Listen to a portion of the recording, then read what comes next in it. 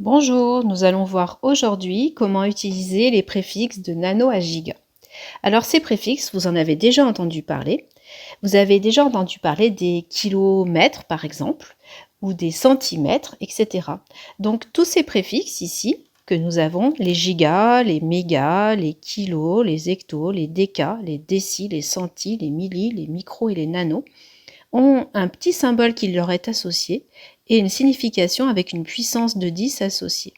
Donc par exemple, si vous parlez des kilomètres, vous allez marquer K pour kilo, vous allez marquer le M pour mètre, et vous savez que 1 km, ça correspond à 10 exposant 3 mètres. Vous voyez, le K de kilo, je l'ai remplacé par sa puissance de 10 associée, c'est-à-dire 1000 mètres.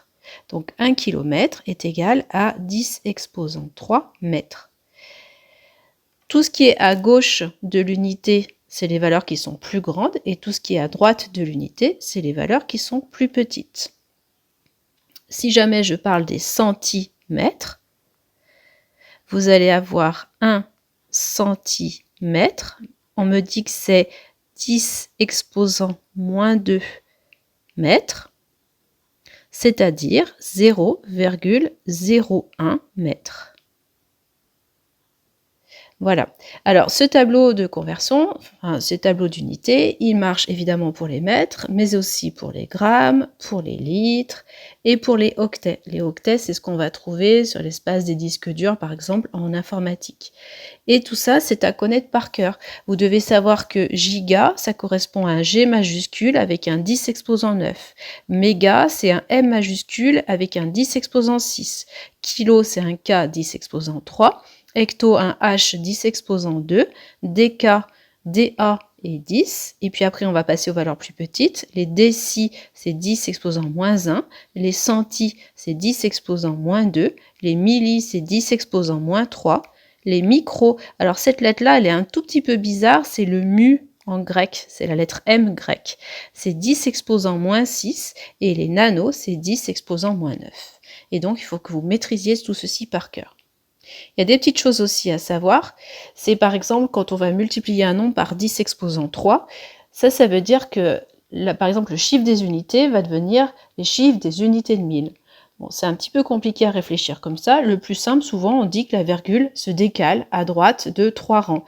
À droite parce que l'exposant est positif, et de 3 rangs, tout simplement parce que l'exposant 10 exposant 3, l'exposant est égal à 3. Si jamais je multiplie par 10 exposant moins 3, dans ce cas-là, on va décaler la virgule à gauche de 3 rangs. Autre chose à savoir aussi pour après pouvoir faire les exercices facilement, c'est que diviser par 10 exposant 5, c'est la même chose, on obtiendrait le même résultat que si on multiplie par 10 exposant moins 5.